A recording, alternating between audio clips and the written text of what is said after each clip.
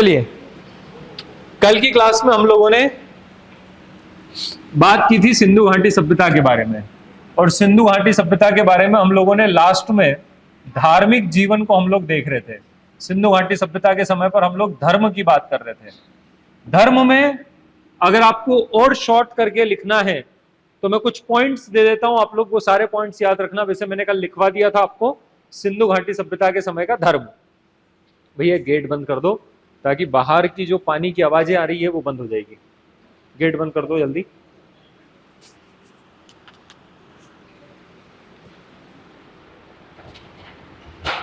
हाँ लगा दो पूरा, ये ब्रेंच लगा दो वहां पे साइड में।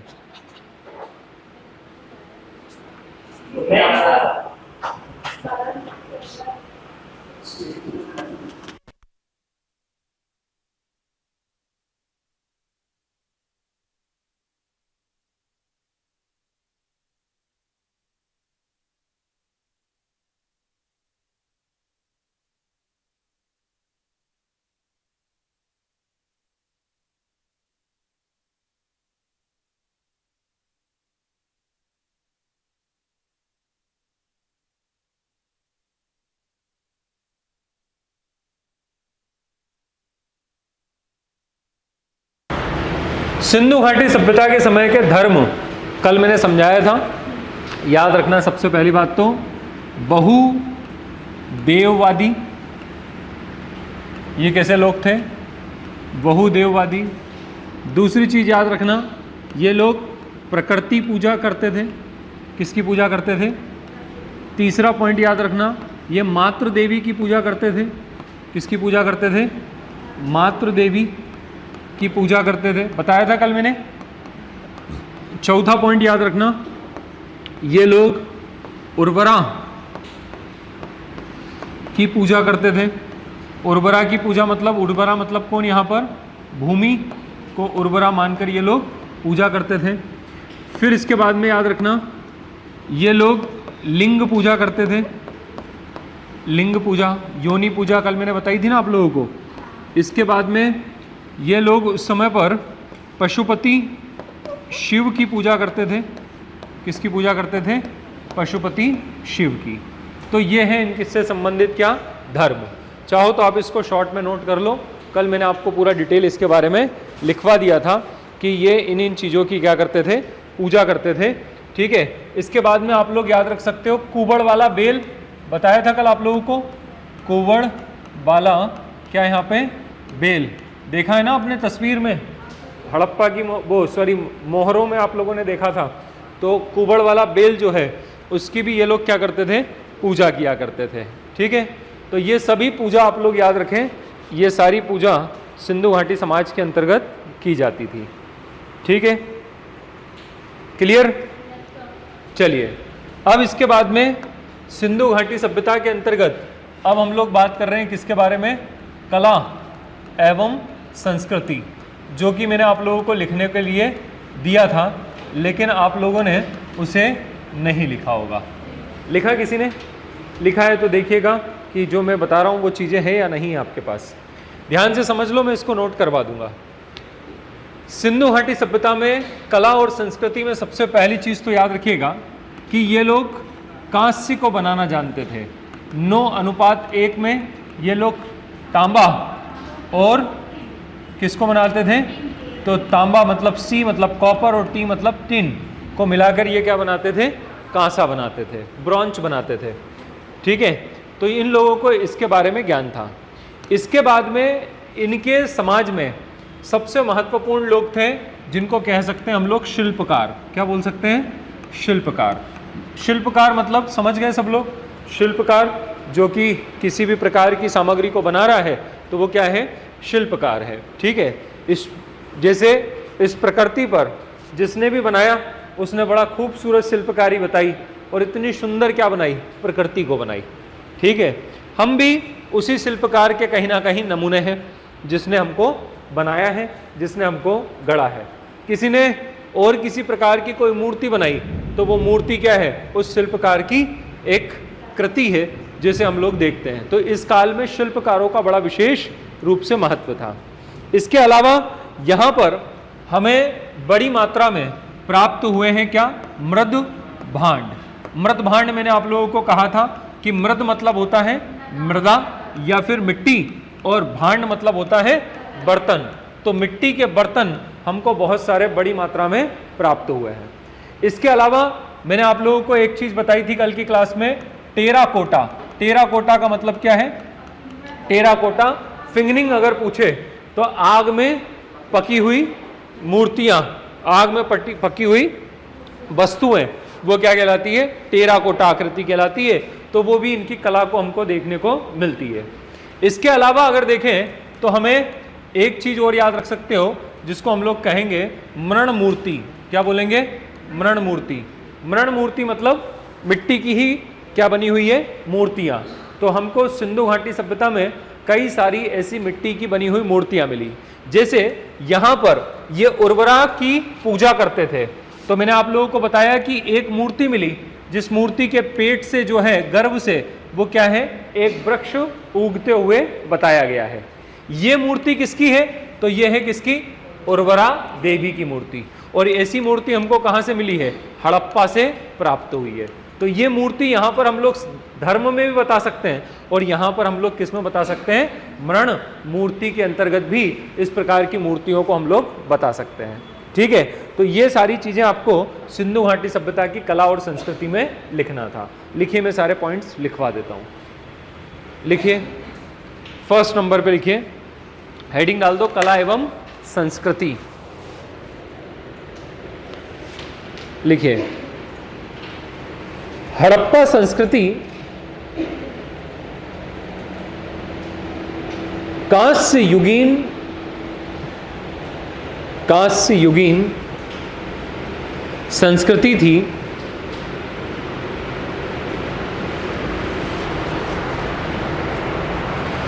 सामान्यतः तांबा और टिन को मिलाकर, सामान्यतः तांबा और टिन को मिलाकर कांस्य बनाया जाता था।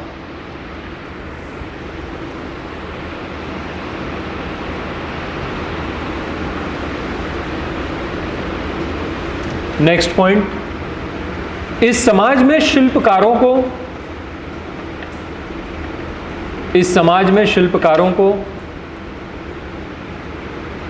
विशेष स्थान प्राप्त था।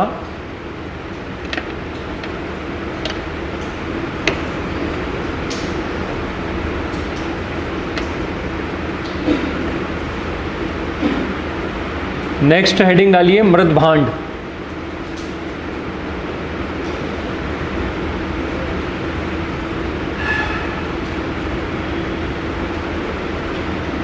ब्रैकेट में लिखिए मिट्टी के बर्तन।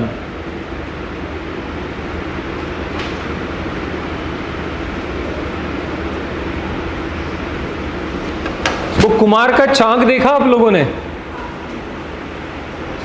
चाक बोलते हैं ना उसको, पहिया जिसको वो घुमाता है कुमार, और घुमाता है ऊपर, वो मिट्टी बनाता है।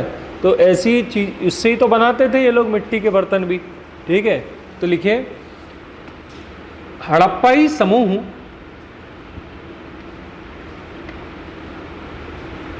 कुमार के चाक का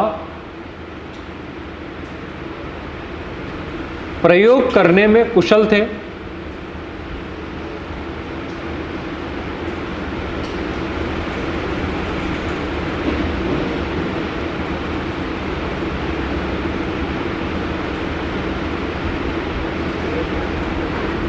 काले और लाल रंग से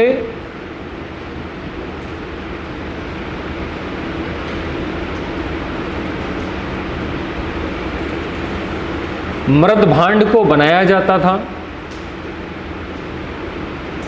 कल बताया था ना कि लाल रंग का है, उस पे काले रंग की क्या करते थे?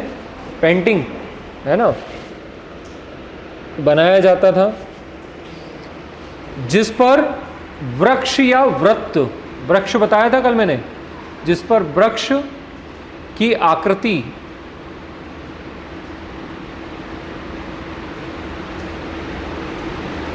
बनी होती थी। वृक्ष, वृक्ष लिख लो सिर्फ, वृक्ष की आकृति बनी होती थी। हो गया। नेक्स्ट हेडिंग डालिए मृण मूर्तियां। मृण मूर्तियां,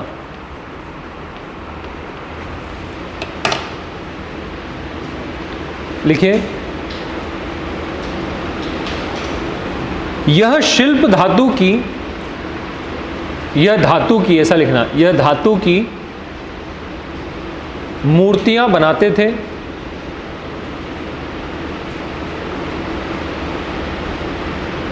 जैसे कांसे की नर्तकी की मूर्ति, जैसे कांसे की नर्तकी की मूर्ति।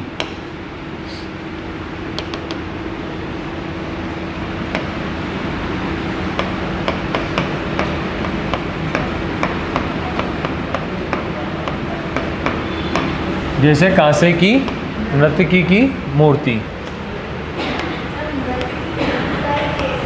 नृत्यांगना, नृत्य करती हुई।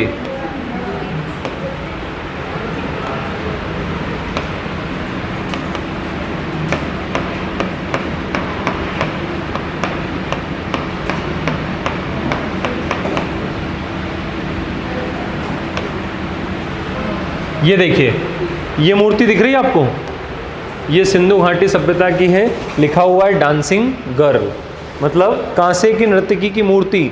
ये जो देख पा रहे हो आप लोग, वो हड़प्पा से खुदाई में प्राप्त हुई है, ये मूर्ति है। ठीक है, कहाँ से मिली है? हड़प्पा से। क्लियर?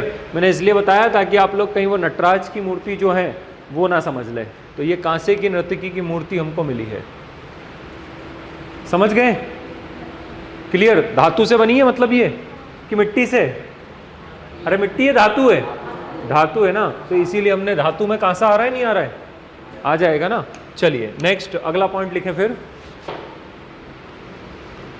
नेक्स्ट लिखें, इसके अतिरिक्त सेल खड़ी, सेल खड़ी से भी मूर्तियां बनाई जाती थी। वो कांसे की नदी के साइड में डाडी वाले बाबा की मूर्ति दिखी थी आपको, वो सेल खड़ी की बनी हुई है। इसके अतिरिक्त सेल खड़ी से भी मूर्तियों को बनाया जाता था।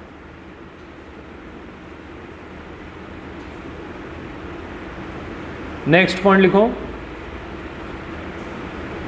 यहां से बड़ी मात्रा में, नेक्स्ट पॉइंट, यहां से मतलब इस सभ्यता की बात कर रहे हैं, यहां से बड़ी मात्रा में टेराकोटा, टेराकोटा समझ गए सब लोग? टेराकोटा फिगरिन, टेराकोटा फिगरिन मूर्तियां प्राप्त हुई है, मतलब आग में पकी हुई मूर्ति।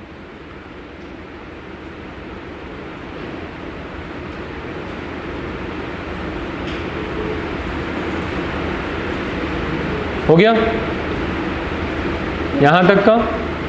चलिए नेक्स्ट, अगले क्रम पर अब हेडिंग डालें आप लोग, कृषि, सॉरी हड़प्पा सभ्यता की अर्थव्यवस्था अपन हेडिंग डाल देते हैं। क्या है? हड़प्पा सभ्यता की अर्थव्यवस्था।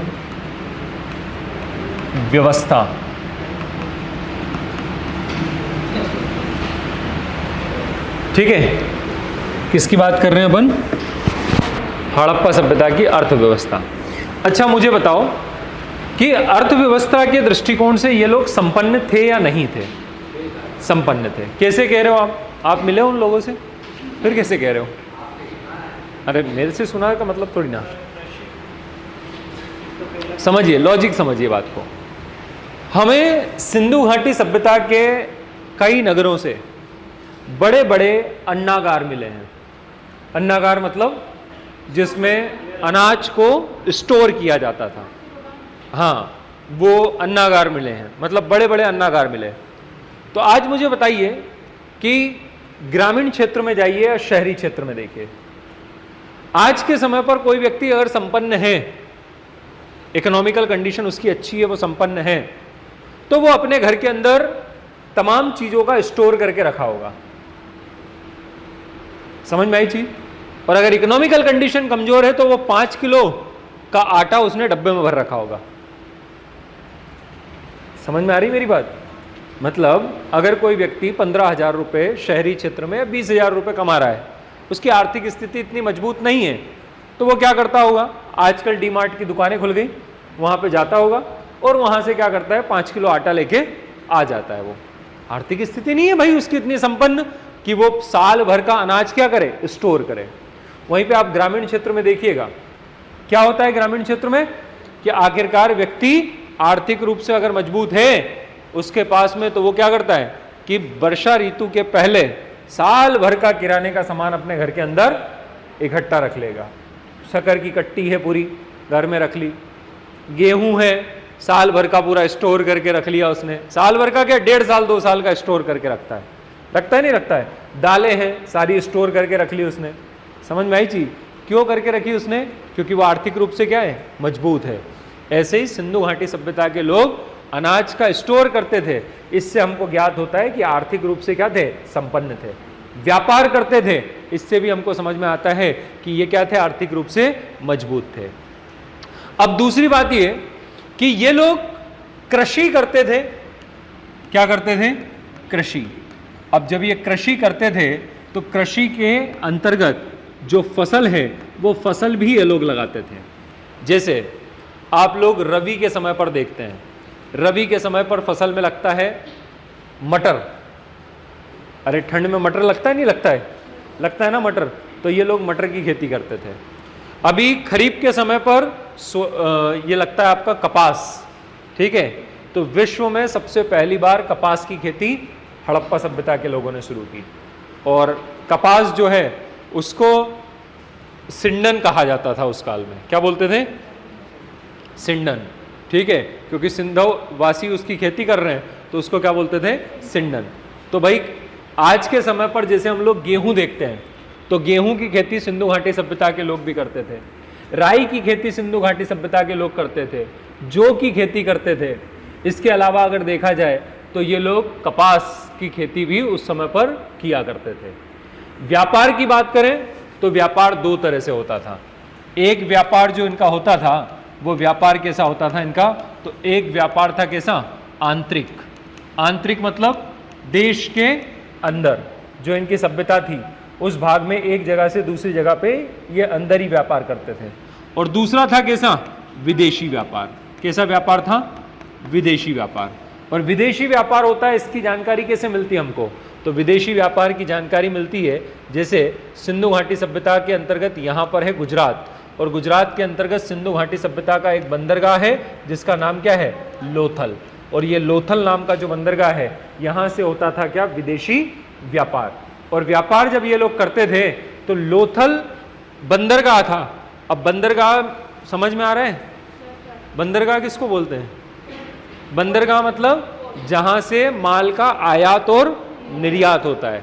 जैसे आज हमारे देश के अंतर्गत पश्चिम में आप लोग जाओगे तो मुंबई में बंदरगाह है, ठीक है, गुजरात में बंदरगाह है, वहां से मतलब विदेशी व्यापार होता है। जैसे पूर्व में आप लोगों ने विशाखापट्टनम का नाम सुना है, तो वो बंदरगाह है। बंदरगाह मतलब समुद्र के तट पर स्थित एक जगह जहां से माल को जहाज के माध्यम से क्या करते हैं, आयात निर्यात करते हैं, और या फिर वहां से क्या करते हैं, आयात करते हैं, ठीक है।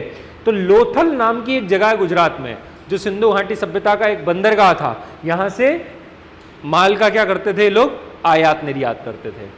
अब ये लोग यहां से माल का आयात निर्यात करते थे। इसकी जानकारी हमको कैसे मिली, तो इसकी जानकारी ऐसे मिली कि यहां से लोथल से जो है वो एक जगह है जिसका नाम है फारस। कौन सी जगह है, फारस। और फारस की मोहरें हमको प्राप्त हुई है। कहां से प्राप्त हुई है फारस की मोहरें, लोथल से। तो भाई वहां पर फारस की मोहर लोथल में कैसे आई, फारस तो दूर है, मतलब कहीं ना कहीं व्यापार होता था, और व्यापारिक रूप से किसका उपयोग होता था, मोहरों का। इसलिए यहाँ पर वहाँ की क्या देखने को मिली हमको, मोहरें देखने को मिली है, ठीक है।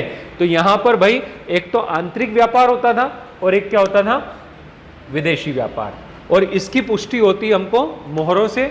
जैसे उदाहरण के रूप में हम लोग कह सकते हैं फारस की मोहरें मिली कहाँ से, लोथल बंदरगाह से। ये सिंधु घाटी सभ्यता का ज्ञात पहला बंदरगाह है गुजरात में जिसका नाम क्या है, लोथल, ठीक है। दूसरी बात ये कि ये लोग व्यापार करते थे तो किसका व्यापार करते थे, तो व्यापार करते थे ज़्यादातर बहुमूल्य पत्थरों का। किसका व्यापार होता था, बहुमूल्य पत्थरों का। पत्थर जानते हो, अरे पत्थर जानते हो ना, तो आज भी पत्थरों का व्यापार होता है क्या? होता है नहीं होता है? किसने मना किया था अभी? वो सही था। होता है नहीं होता है? अरे अभी इधर से मना किया था ना आप लोगों ने। होता है नहीं होता है? होता है मेरे भाई। आप बैठे हो वो पत्थर पे ही तो बैठे हो।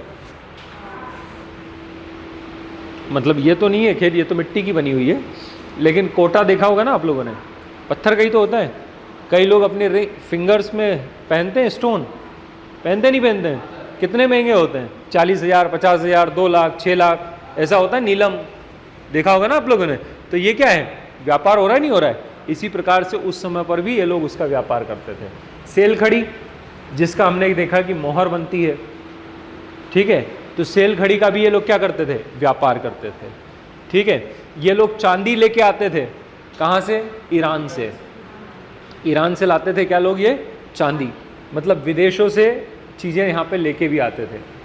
ठीक है, लेकिन जितनी भी चीज़ें हैं उन सब में पैसा देना कुछ भी नहीं चलता था, बल्कि व्यापार होता था किस आधार पे? वस्तु विनिमय के आधार पर। समझ में आई चीज़? जैसे इन्होंने वहाँ से कोई चीज़ लेके आए, तो सिंधु घाटी सभ्यता के लोग कपास पैदा करते थे, तो हो सकता है बदले में ये क्या दे देते हो, और उधर से दूसरा माल ले आते हो। समझ में आई चीज़? तो पैसा के आधार पे नहीं होता था, किसी मुद्रा के आधार पे व्यापार नहीं होता था, बल्कि किस आधार पे होता था? वस्तु विनिमय के आधार पे। समझ में आ गई चीज़? तो लिखो, हेडिंग डालिए यहाँ पे और लिखिए हड़प्पा सभ्यता की अर्थव्यवस्था। कल क्लास में नहीं आई थी तुम दोनों, क्यों? काम था कोई स्पेशल? क्या काम था?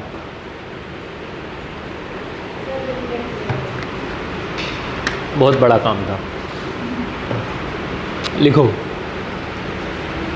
हड़प्पा सभ्यता की अर्थव्यवस्था। लिखिए, किसी भी नगरीय सभ्यता के लिए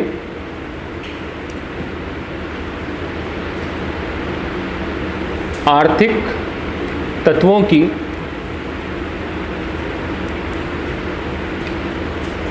निर्णायक भूमिका होती है।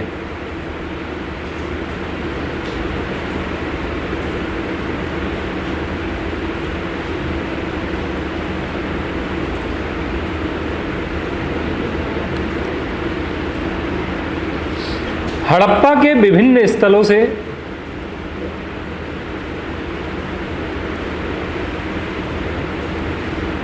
बड़े बड़े अन्नागारों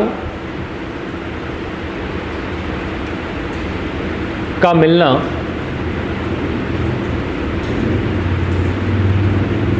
इस बात का प्रमाण है कि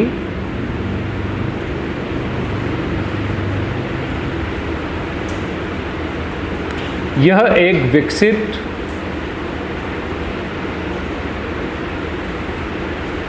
कृषि अर्थव्यवस्था थी।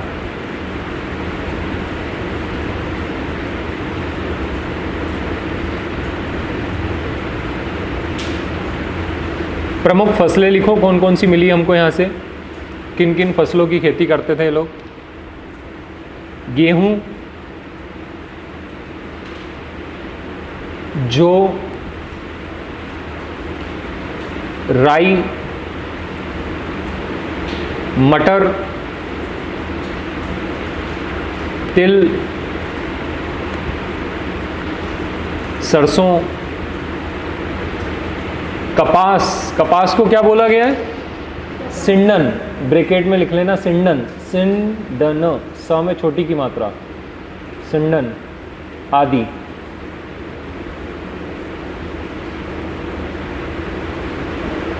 नेक्स्ट लिखिए,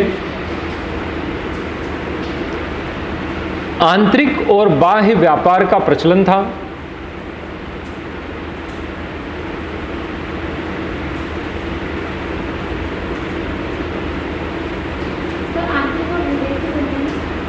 बाह्य मतलब वही हो रहा है, बाह्य व्यापार का प्रचलन था।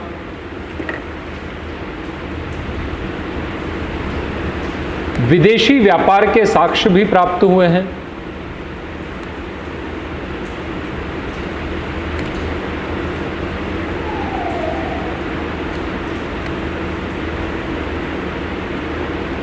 लोथल से, अब साक्ष्य क्या मिला है विदेशी व्यापार का, तो वो लिख रहे हैं लोथल से कहाँ की मोहरें मिली है? लोथल से फारस की बेलनाकार, बेलनाकार, बेलन देखा है ना, बेलनाकार, समझ में आया? बेलनाकार, मेरे हाथ की तरफ देख सकते हो आप लोग, बेलनाकार समझ में आया? तो फारस से लोथल से फारस की बेलनाकार मोहरें प्राप्त हुई है।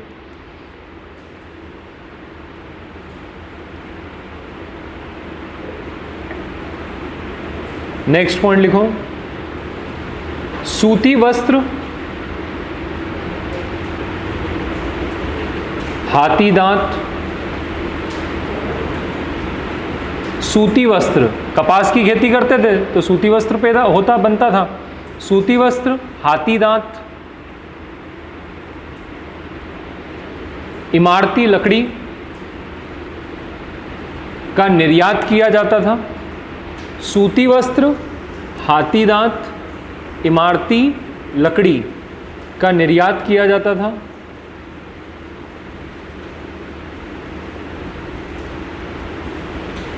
जबकि धातु,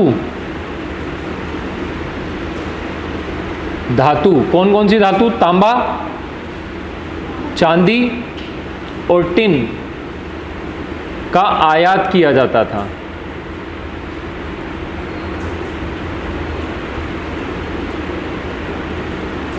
ठीक है, मतलब अपन यहां से भेज देते थे कौन कौन सी चीजों को, क्या क्या निर्यात करते थे अपन? निर्यात सूती कपड़ा और इमारती लकड़ी और हाथी दांत, ये क्या करते थे? अब बदले में उधर से क्या ले जाते थे? तांबा, चांदी और टिन। अब कहां से क्या लाते थे? तो वो लिखना, तांबा, नेक्स्ट पॉइंट में लिखना, तांबा अफगानिस्तान से, मतलब अफगानिस्तान से क्या लाते थे? तांबा।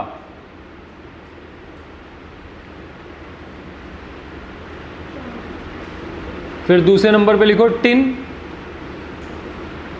टिन में छोटी की मात्रा आएगी बेटा, बड़ी की नहीं आएगी, उधर से लगाओ टिन। टिन कहां से लाते थे? अफगानिस्तान एवं ईरान से।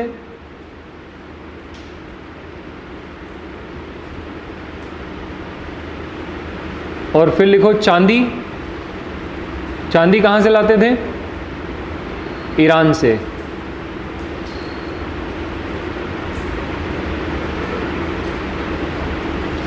हो गया क्लियर? अब अगर क्वेश्चन आए, मान लीजिए 10 नंबर में क्वेश्चन आ गया, हड़प्पा सभ्यता की विशेषताएं, कितने नंबर में आ गया? 10 नंबर में। तो लिखोगे कैसे इसको? 2 पेज पे लिखना है। तो सबसे पहले क्या करना है, यहाँ पे 3 से 4 लाइन में इंट्रो देना हड़प्पा सभ्यता का, ठीक है। फिर यहाँ पे बनाना हेडिंग प्रमुख विशेषता, और फिर प्रमुख विशेषता के नीचे यहाँ पे पॉइंट्स बना देना, जितने भी आपके पॉइंट्स बनवाए मैंने। कौन कौन से पॉइंट्स बनवाए? सबसे पहला क्या बनवाया? नगर नियोजन, तो यहाँ नगर नियोजन। दूसरा क्या बनवाया? क्या बनवाया दूसरा? सेंधव लिपि। तीसरा क्या बनवाया? सामाजिक जीवन। फिर क्या बताया? फिर क्या बताया? कला एवं संस्कृति। और फिर क्या बताया? अर्थव्यवस्था। ठीक, ये हो गए कितने पॉइंट्स हो गए? 6 हो गए। अब फिर क्या करोगे? पहला पॉइंट हेडिंग डाली नगर नियोजन, उससे रिलेटेड 1 2 3 लाइन में खत्म कर दिया, ज़्यादा नहीं, मेन पॉइंट्स। दूसरी हेडिंग डाली, उससे रिलेटेड 1 2 और 3 पॉइंट्स। ऐसे ही दूसरे पेज पे जाओगे, यही पोर्शन यहाँ पर भी फॉलो करोगे। समझ में आ रहा है नहीं आ रहा है? क्लियर? तो इस तरह से ये सारे पॉइंट्स आप लोग यहाँ पर लिख देंगे। क्लियर? और लास्ट में एक निष्कर्ष 2 लाइन में आप लोग उसको भी लिखेंगे। कर पाओगे इसको 10 नंबर में कि नहीं? कर लोगे? तो पहला क्वेश्चन नोट करो कल के लिए। कंटेंट तुम्हारे पास है कि नहीं है? बस उसको संजो के लाना है और कुछ नहीं करना है। कर लोगे ना। निष्कर्ष थोड़ा सा दिमाग लगा के लिखना, इंट्रो थोड़ा दिमाग लगा के अच्छा लिखना, ठीक है? कर पाओगे? अब तो क्योंकि कंटेंट भी आ गया तो ये मत कहना सर मिला नहीं, किसी किताब में नहीं मिलेगा तुमको कोई छपा हुआ डेटा जहाँ से तुम उठ के लिख के लाओ, ठीक है? जो कंटेंट मैंने दिया है उसी में से निकाल लेना। कर लोगे? हेडिंग डालो तो लिखो क्वेश्चन, हड़प्पा सभ्यता की प्रमुख विशेषताओं का वर्णन कीजिए 10 नंबर में। लिख लिया? हो गया? चलिए अब दूसरा क्वेश्चन दे रहा हूं जो 7 नंबर में लिख के लेना। 7 नंबर में क्वेश्चन लिखो। नेक्स्ट अगला क्वेश्चन 7 नंबर में। अब आंसर राइटिंग तुमको डेली करना है क्योंकि अब कंटेंट ज़्यादा आता गया है तुम्हारे पास। अब दूसरा क्वेश्चन क्या लिख के लाओगे? तो सेकेंड क्वेश्चन लिखिए, सिंधु सभ्यता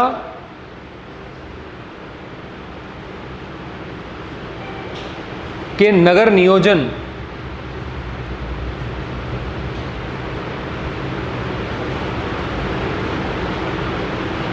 सिंधु सभ्यता के नगर नियोजन को बताइए 2 नंबर में सिर्फ।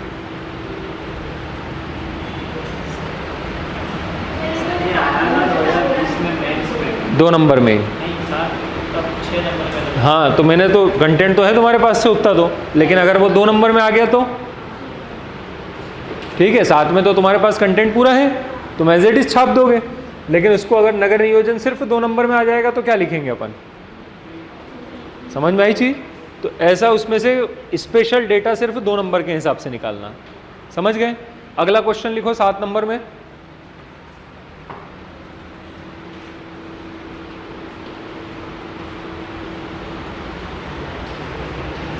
सिंधु सभ्यता की कला एवं संस्कृति पर संक्षिप्त टिप्पणी कीजिए 7 नंबर में। लिख पाओगे अब इसको? संक्षिप्त टिप्पणी 7 नंबर में।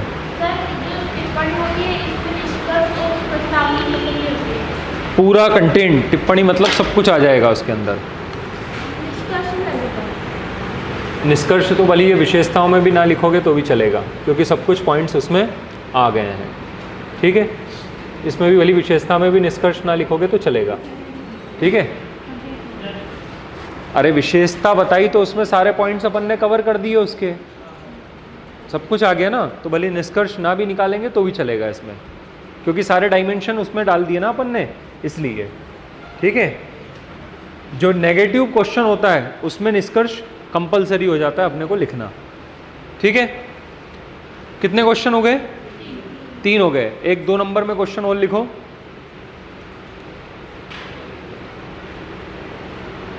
सेंधव लिपि सिर्फ 2 नंबर में।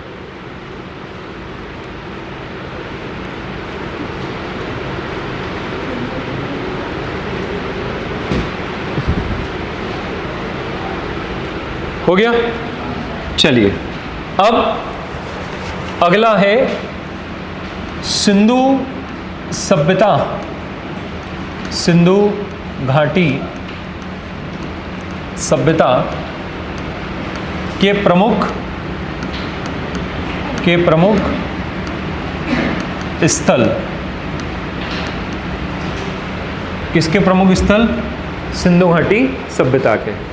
कौन कौन से स्थल हैं सिंधु घाटी सभ्यता के? स्थल का मतलब समझ में आया कि जैसे सिंधु घाटी सभ्यता में एक ये स्थल है, कोई सा नगर है, तो ये एक सिंधु घाटी सभ्यता का स्थल है, खुदाई में निकला ना पूरा। तो ऐसे ही हम लोग सिंधु घाटी सभ्यता के स्थल देख रहे हैं। तो स्थल में सबसे पहला स्थल है फर्स्ट नंबर पे, जिसका नाम है हड़प्पा। पहला स्थल कौन सा है? हड़प्पा। तो सबसे पहला स्थल है हड़प्पा। सिंधु घाटी सभ्यता का पहला स्थल हड़प्पा। याद रखना कि यहाँ पर ये स्थान कौन सा है, कहाँ पर आता है, मतलब इसकी स्थिति कहाँ पर है, स्थिति कहाँ पर है, वर्तमान में ये हड़प्पा नाम की जगह कहाँ पर आती है। तो सिंधु घाटी सभ्यता का ये जो स्थल मैंने लिखा है आपके सामने, जिसका नाम क्या लिखा है, क्या नाम है उसका? हड़प्पा। इसकी स्थिति आप लोग देखिए तो आपको ये मानचित्र दिख रहा है, देख पा रहे हो इतने को?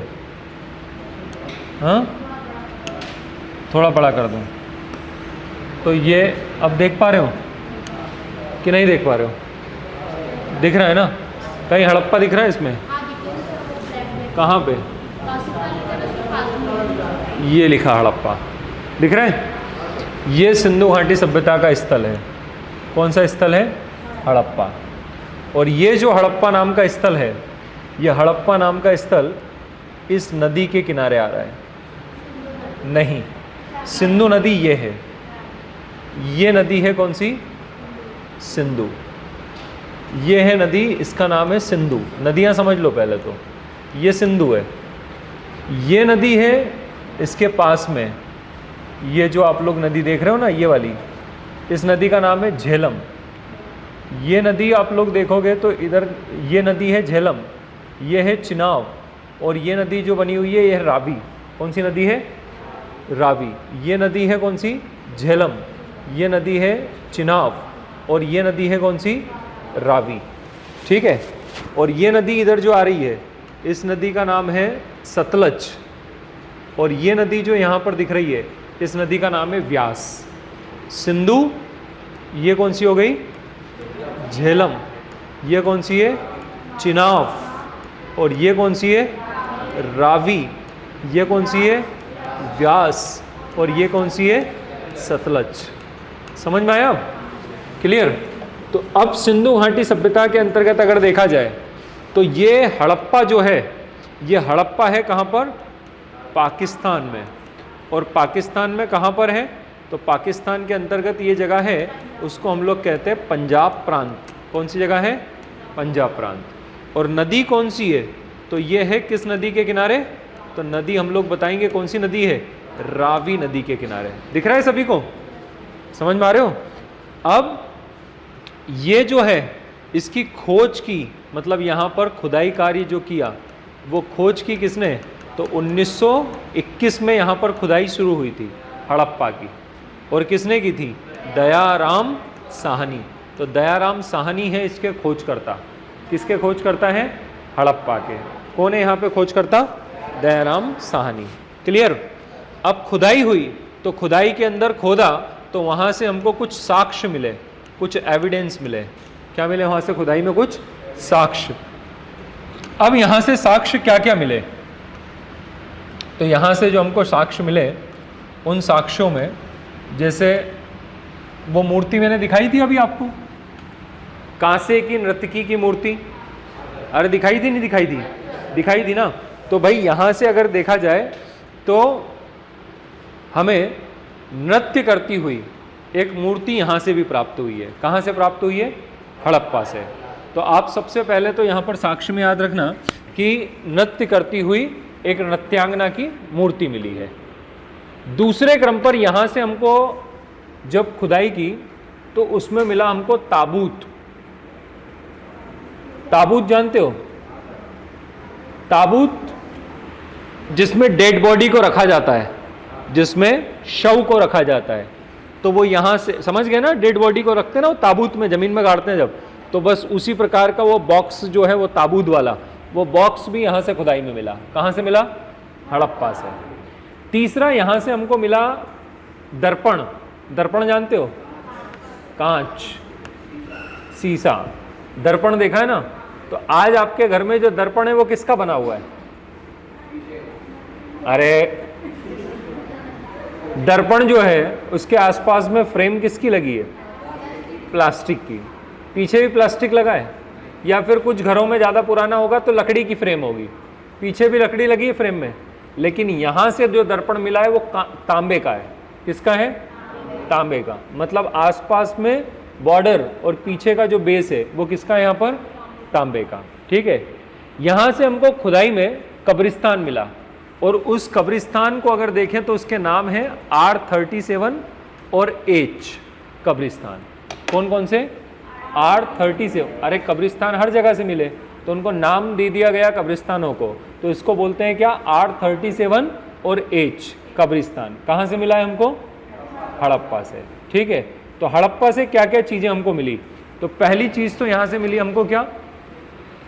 नर्तकी की मूर्ति, ठीक। दूसरी मिली क्या? ताबूत। तीसरा मिला क्या? किसका?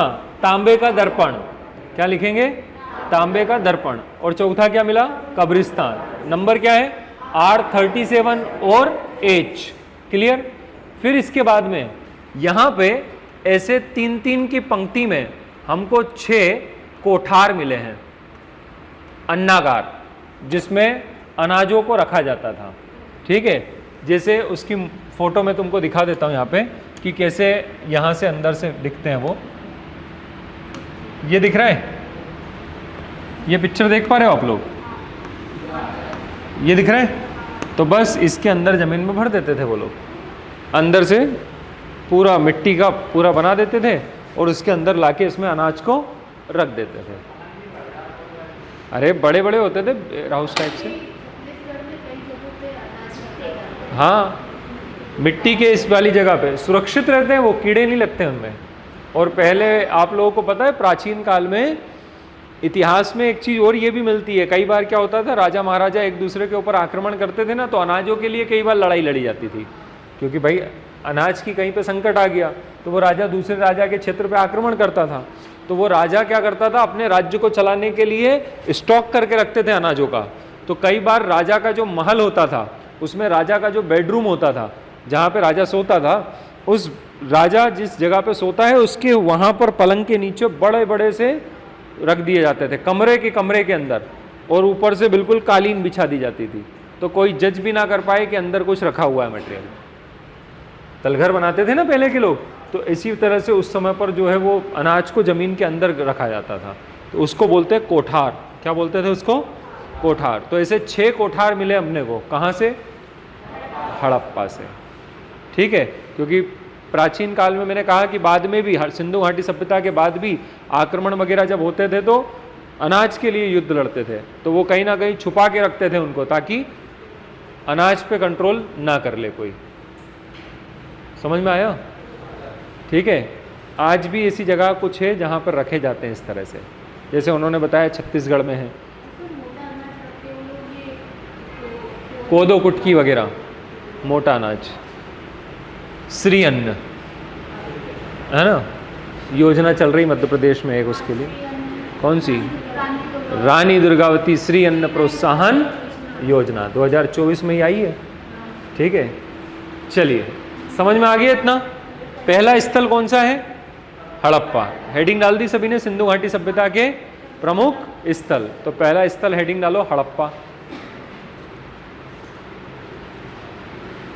लिख दिया। अब उसमें ऐसे ही लिखना है आपको जो मैंने बताया। पहला पॉइंट लिखो, स्थिति, कहाँ पे स्थित है वो? क्या है स्थिति? पंजाब, पाकिस्तान के पंजाब प्रांत में। ऐसे लिखवाऊंगा तो याद रह जाएगा ना आसानी से तुमको। दूसरा लिखो नदी, कौन सी नदी है? रावी नदी। अब ये समझ जाना, रावी नदी के किनारे, ठीक है। तीसरा पॉइंट लिखो, खोजकर्ता, 1921 में दयाराम साहनी के नेतृत्व में, 1921 दयाराम साहनी के नेतृत्व में। अब नेक्स्ट हेडिंग डालो साक्ष्य, क्या क्या साक्ष्य मिले यहां से? फर्स्ट नंबर पे लिखो 6 कोठार, कोठार, कोठार,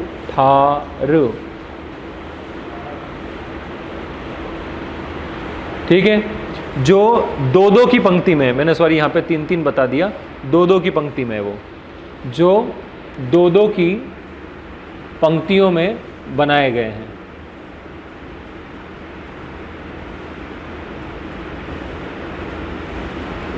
दूसरे नंबर पे लिखो नृत्यांगना की मूर्ति, नृत्यांगना की मूर्ति।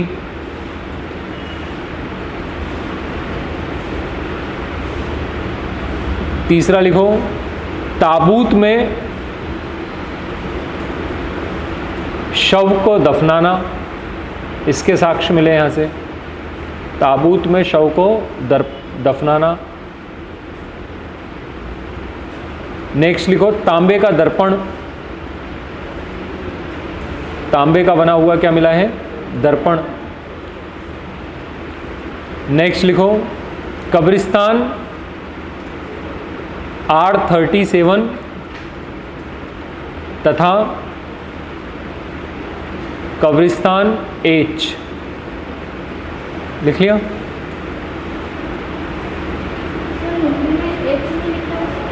H लिख दो। हो गया? ये कहाँ से मिली हैं चीज़ें हमको? हड़प्पा से। ठीक है, तो पहली जगह हमने देखी हड़प्पा। अब दूसरी जगह यहाँ पर आपको देखने को मिल रहा है मोहनजोदड़ो। देखो कहाँ पर है, कहाँ पे? ये यही है क्या? कंफर्म? तो दूसरी जगह है ये मोहनजोदड़ो। कौन सी नदी? कौन सी है? देखो सिंधु ही है। ठीक है, ये सिंधु आ रही ना इधर से, ये सिंधु ही है। ये सतलज आके मिल गई किसमें? सिंधु में। तो सिंधु नदी के किनारे है। कहाँ पर है? भारत में, पाकिस्तान में? क्योंकि यहाँ पर ये राजस्थान हमारे भारत का, ये हमारा क्षेत्र आ गया भारत का, और इधर ये क्षेत्र किसका है? पाकिस्तान का है ना। तो पाकिस्तान में है पाकिस्तान में नहीं है? है। अब यहाँ पर कौन से वर्ष में हुआ? 1921। यहाँ पे होगा कौन से साल में? 1922। यहाँ पे किया किसने? दयाराम साहनी। तो यहाँ पर नाम आएगा किसका? राखल दास बनर्जी। किसका नाम आएगा? राखल दास बनर्जी। ठीक, समझ में आई इतनी चीजें? तो पहले 3 पॉइंट नोट करो, हेडिंग डालो Mohenjodaro, Mohenjodaro sorry, Mohenjodaro.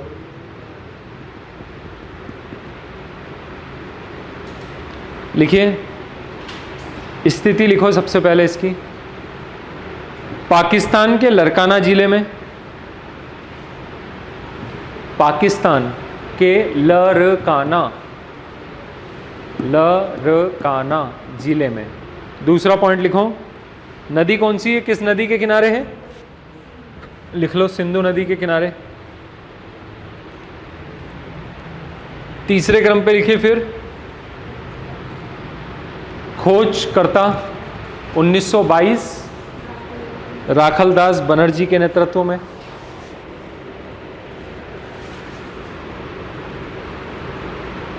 Next heading डालो साक्ष्य।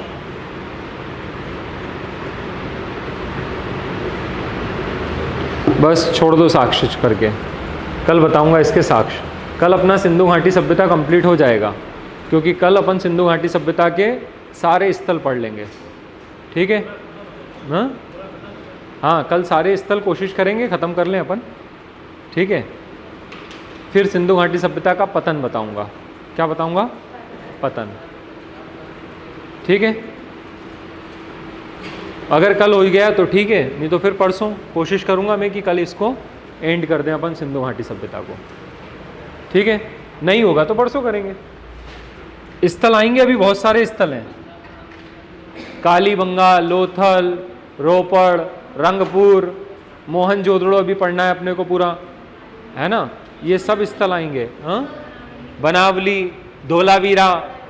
ठीक है? डिटेल पढ़ेंगे। ये जैसे डिटेल हड़प्पा की पढ़ी अपन ने, ऐसी किस नदी के किनारे, किसने खोज की, क्या साक्ष्य मिले, किस जगह पे आता है। स्वतंत्रता प्राप्ति के बाद सबसे ज़्यादा स्थल गुजरात में मिले हैं सिंधु घाटी सभ्यता के। सब कुछ चीज़ें देखेंगे अपन। पतन का मैं बताऊंगा, क्रमिक पतन हुआ है सभ्यता का। मैं पतन के कारण बताऊंगा आपको। ठीक है? पतन के कारण मैं बताऊंगा मैं इसके। एक आकस्मिक पतन नहीं है, बल्कि कैसा पतन है इसका? क्रमिक रूप से पतन है। आंसर चेक करना है क्या?